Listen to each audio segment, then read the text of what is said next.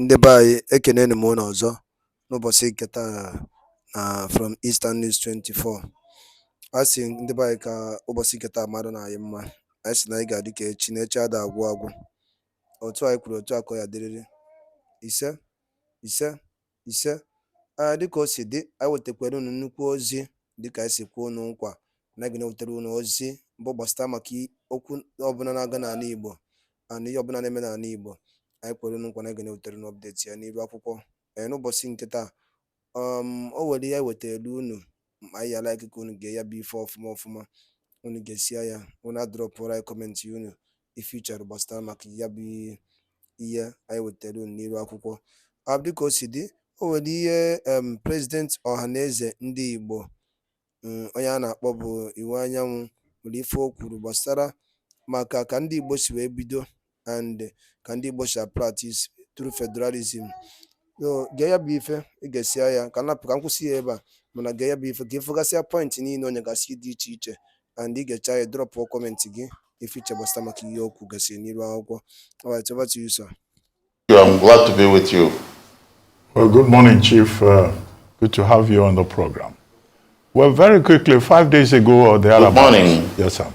5 days ago or thereabouts, there was that news in the papers that you hosted President Olusegun Obasanjo, who was on a private visit and came to visit you in your capacity as President General of NDIGBO.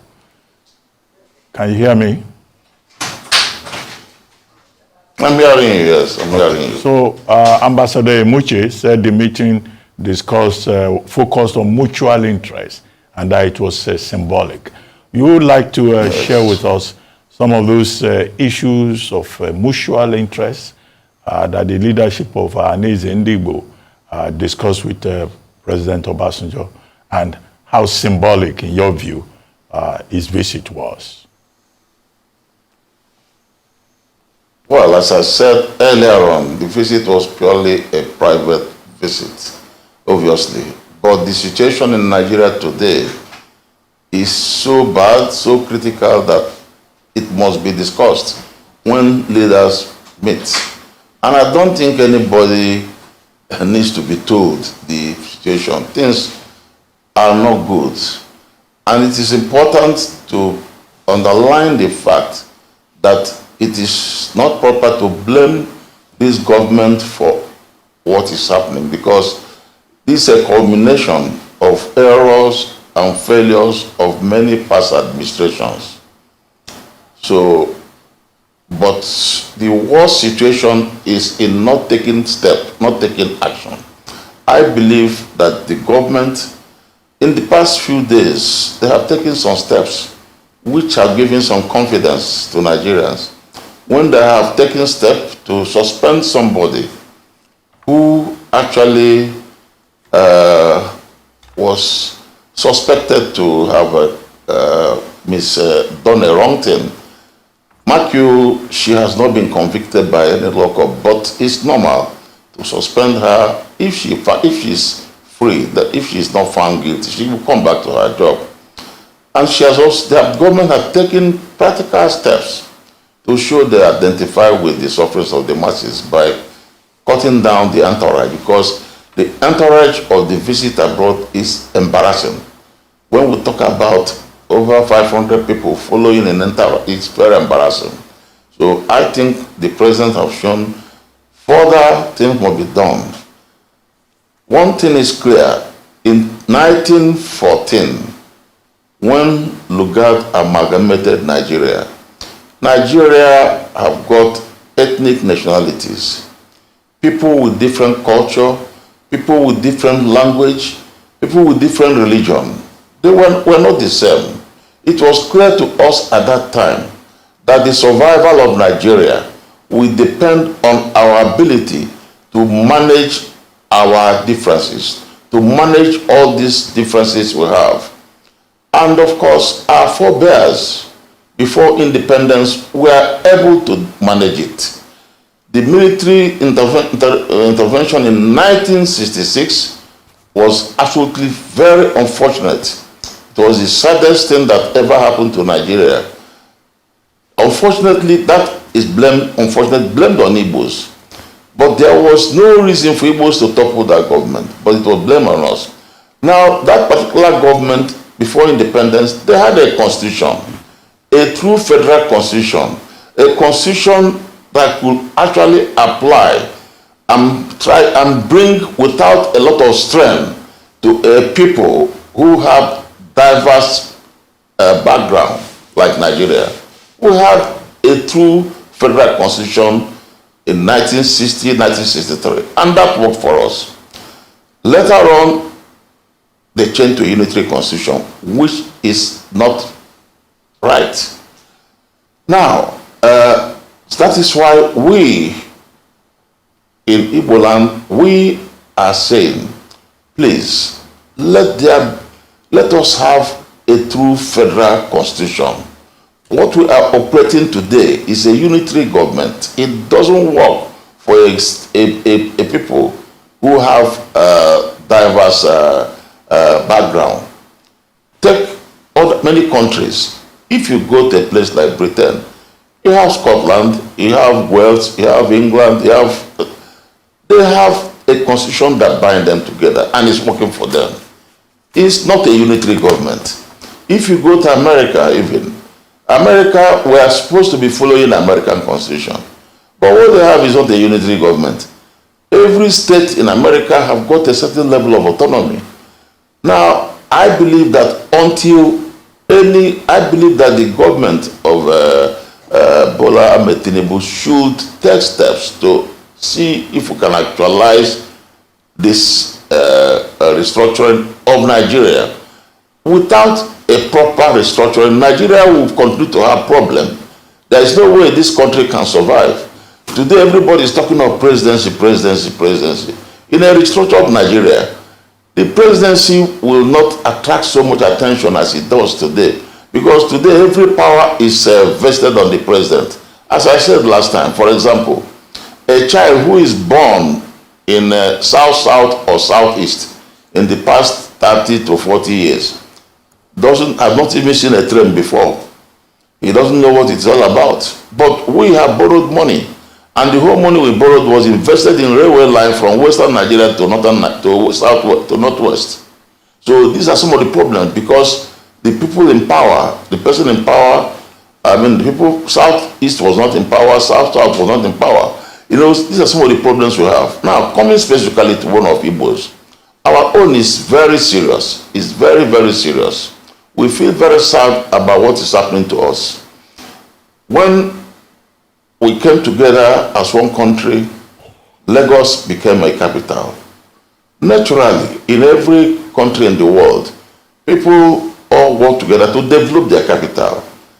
The moment in 1914, once Lagos was made the capital of Nigeria, it was the duty of all Nigerians to come together to develop our capital. Our capital, Lagos, became the pride of our country. Igbos came in and participated. I must tell you, Igbos by nature, once they say they are with you, they are with you. They are people who, when they make a commitment, they keep to it. Igbos they did a lot to develop the place. We are not saying that Igbos built Lagos alone. No, they couldn't have built Lagos alone. We didn't say that there were no other inhabitants. There were. So the point is that, but you see, right, they played a major role in shaping the destiny of Lagos today. Yes, now, the same thing with Abuja. When Abuja was made the federal capital, it was moved in. Now, today, Igbos are being Igbos have been abused and being insulted, called all sorts of names, called greedy because of their efforts to develop Abuja and Lagos. Even up to a point that people are now saying, because in the last election, a candidate Peter Obi, who was supported by majority of Igbos. Mark you, not every Igbo man voted for Peter Obi, because this is a democracy. There were Igbos in APC. Igbos in APC voted for APC candidates. All right, Chief, let me come in here. Everybody is now saying, because Chief, Chief Wanyanwu, let me come in here, Yes. please. Thank you. Sorry, you will still continue Yes, with that. come in, please. But Yes, let me come ask in. a question with regards to that. I mean, we had submitted that your feelings or your thoughts around the marginalization of the Igbo people in Nigeria started not just from this administration, even from the previous administration, and the allocations, Yes. especially in infrastructural development, demonstrated that marginalization. So Yes. a Peter Obi factor was not present in the last administration. So it couldn't possibly be that would be, because that's what you're centering on now. During the Muhammadu Buhari administration, that wasn't the case. Well, aside that, in response to what, you know, Ohaneze NDIGBO have said is marginalization, you set up the Peace and Reconciliation Committee. What you're hoping to do is to preach oneness across Nigeria, especially something, you know, a statement that was released which was quite curious, that there have been anti-Igbo activities in areas like Lagos, Abuja, and other parts of the country following, you know, the last election. Perhaps could you give us a bit more detail into that, the experiences of your people, and then what would this committee hope to do to fix that? Okay, I will give you, I wish you will allow me, because it's a very important thing to us. Listen, we actually, after coming specifically before the last election, there have been unverified information circulating in many circles that Igbos have dominated, that Igbos have major investments in Abuja, Igbos have major investments in Lagos. That was before the election. These informations were not verified. There is nothing that verified that Igbos have there is no statistics that prove that Igbos have, but people believe that Igbos have got. Now, after the election, the candidates Igbo supported won in Abuja, the candidates Igbo supported won in Lagos. It was now confirmed by all these people who are against Igbos that yes, that the only way now to handle Igbos is to cripple. They use the word cripple.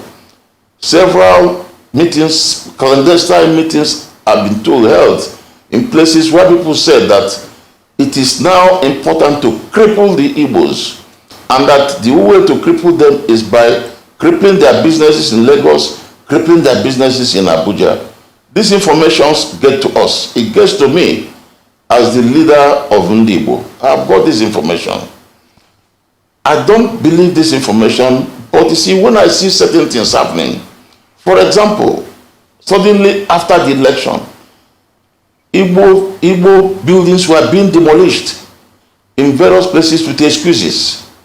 I have investigated demolitions in Lagos, for example, and it is very clear to me that some of them didn't follow the process of law.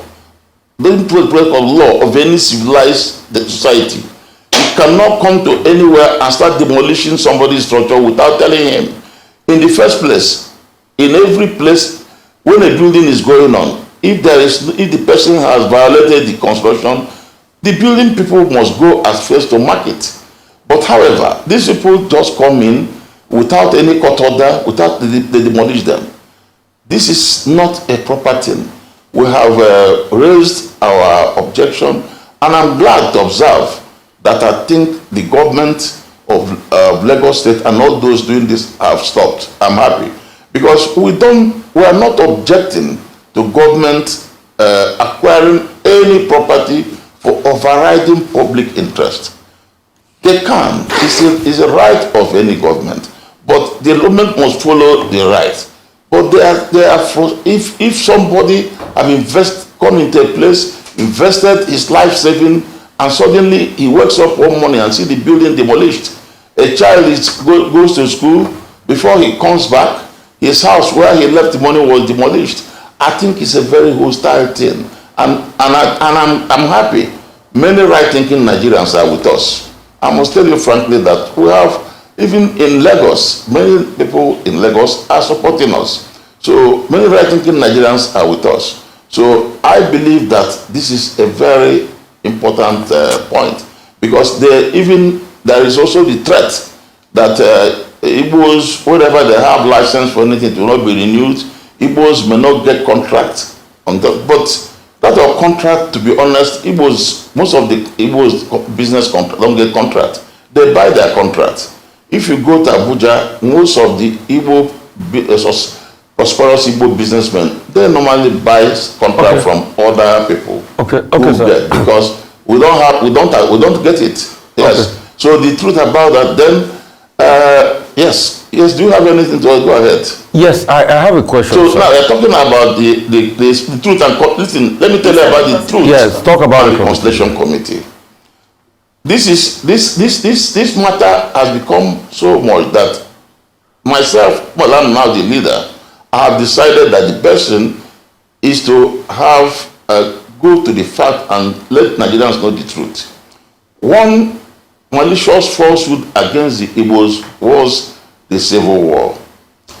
The Civil War and then the coup of 1966.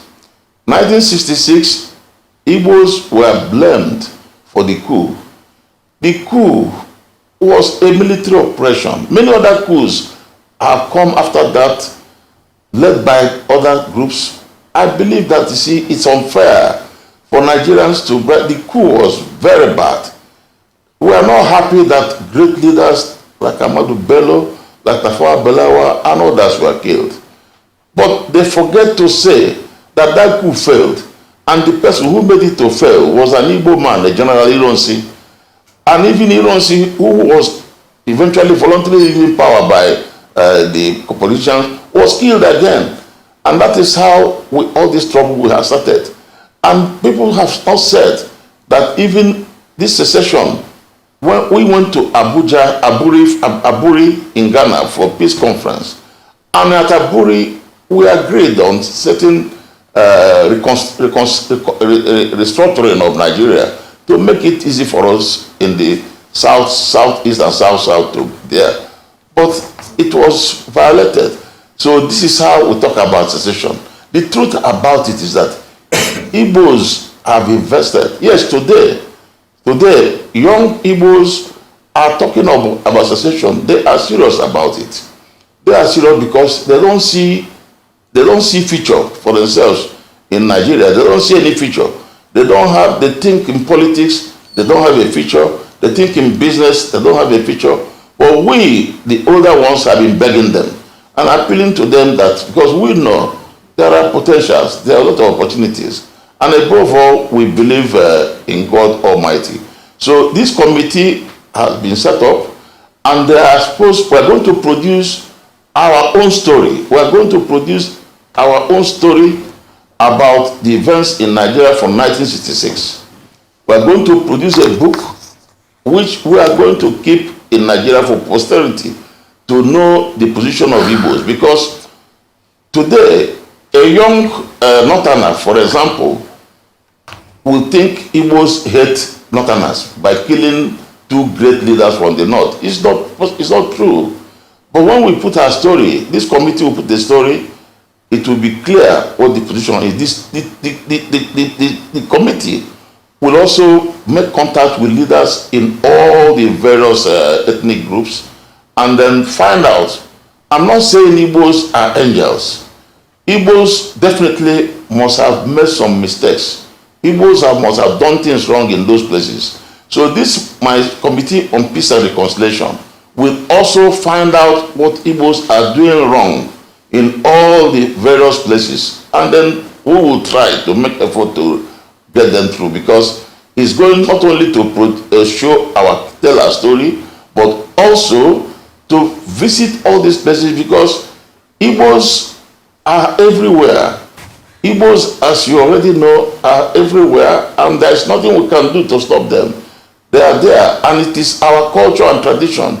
When Igbos stay anywhere, they live there, and they develop that place. That is the culture of Igbos. Okay, sir. Yes. Real quickly, so I've got two questions to ask you. By any chance, would you like to just, yes, please, probably if you want to, take us through the kind of conversations you had with Chief Olusegun Obasanjo when he just paid you a courtesy visit? That's number one. Number two, you said you've been able to investigate that most of these demolitions were racially motivated. Where is your proof? I'd like to see your proof to all of this. The investigations you made as regards the demolition. Okay. Your Now, proof, thank you very if we much. can get your proof on this. Yes. Now, Obasanjo is a very good friend of mine. He paid me a courtesy call. He saw me. He said, Emmanuel, how are you? How are you? He came with so many people. I didn't have any private discussion with him. It was open. He came with an entourage, so it was open in my hall, my house. So we exchanged greetings, we talked and so on. Well, obviously, we whispered a few things, which actually there was nothing. There was nothing apart from our personal discussion. So nothing serious about Nigeria. But obviously, we have a problem. We have problems. So the truth about it is, we didn't have enough time because he was in a hurry. He was actually going to meet up another appointment. So we didn't actually discuss much. So there's not much we discussed. But everybody, obviously, we have problems. And I think everybody, well, of course, he knows our problems. So there's nothing, so he didn't spend too much time. Now coming to the demolition, I can tell you, now let me tell you about that. I'm listening, and I want Nigerians to listen. This story was brought to me as the leader of IGBOS. I sent some members of National Assembly to go and find out the facts. They came there and brought me a report. I sent some leading Igbos in Lagos. They brought me the facts. Most of the reports were conflicting. Some of them said that the people didn't obey. They were given notice to not demolish. But I had decided, because I know Igbos very well. I know my people. No Igbo man will go and gamble with his money when he knows it can be lost. Igbos have lived in Ikeja. Igbos have lived in Ayaba, La Papa, Ikoyi, Victoria Land. We have never in the history had the story that Igbos don't obey laws, that they go and build without obeying law. That is not part of our character. And knowing my people very well, so I decided to go. I traveled and went to that Boala Ado, that village myself. I went there myself. I spent over 5 or 6 hours. I was there that day until about 8 p.m. I saw everything. They told me the story. The truth is that, one, the land was not government land. They bought it from the villagers. They call it Omolenle or something like that. They say it's a village. They bought it from, it's a native land. That means, in fact, at the time they bought the land, there was no municipal planning. You see, you know, some part of Nigeria today, natives sell land, and you can build without that. So they bought it from the village, and then they started developing. At the time they bought it, they didn't know that there was any distance and so on. Now, later on, government planned and put up roads in some of those that plan a layout there. That is fine. As a people, we are not objecting to it. We want anything the government think can be done in Lagos to develop Lagos, fine. Then Lagos the government must take the following steps. One, get a court injunction. Go to court. If you assess the property, pay them compensation.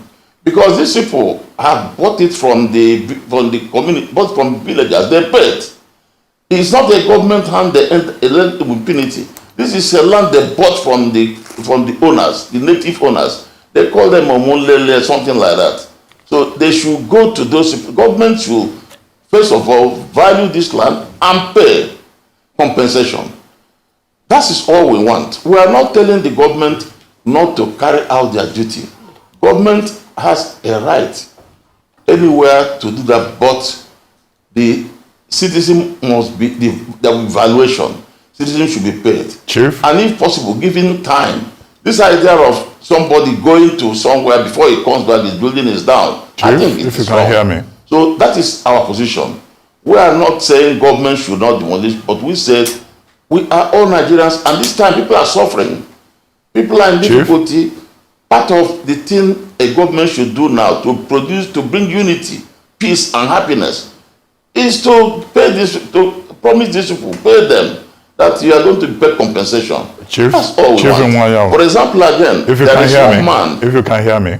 Yes. Yeah, your point is very I'm hearing clear. you. Yeah, we have Yes. just about 2 minutes to go. And you are not doing badly with your Yoruba, Monile. Okay. It was clear enough. Monile. Anyway, Chief. Monile, that's correct. Yes. Well, you know, I schooled in Yoruba, and I schooled there, so I know.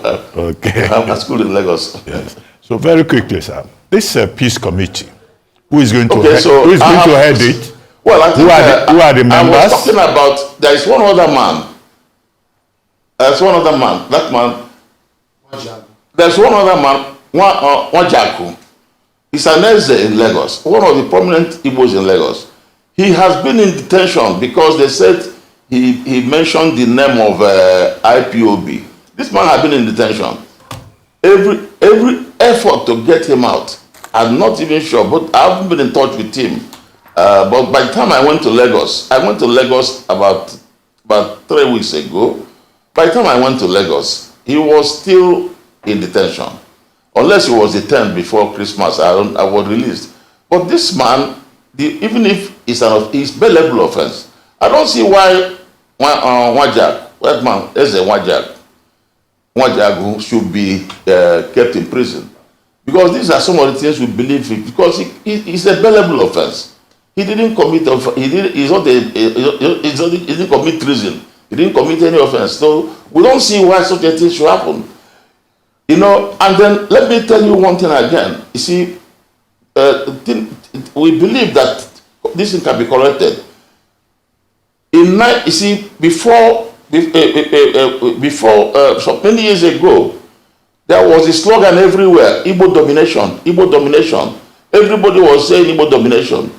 Igbo domination was because in those days, British left a legacy of merit. When there was an advertisement for appointment, people competed and the best got it. Many Igbos got. And so by 1999, we brought in this federal character. Igbos accepted that federal character. We knew, accepting it, that it was a child born by an Igbo parent from the date of birth. By that law, is at a disadvantage. Because if a child from Igbo, born by Igbo parents, wants to go and study medicine or engineering or law, he has to score more. But you see, the problem we have is that when it comes to a thing that will favor Igbos, they don't bother about it. Like when the president appointed ministers, he appointed only 5 ministers out of 48. Well, Chief. By law, federal character, we should get 8. Then the other point is, we Chief, need if you can hear me. additional states. We need additional states. Well, we Chief, need to make our own 6 like others. Chief, if you can We hear are me. losing billions of naira, and we need it. Chief, Yes, I'm hearing you. Chief, if you can hear me. Unfortunately, we seem to have run out of time. I'm hearing you. I'm hearing you very There's still a lot to talk about. We'd just like to thank you very much for joining us on the morning show.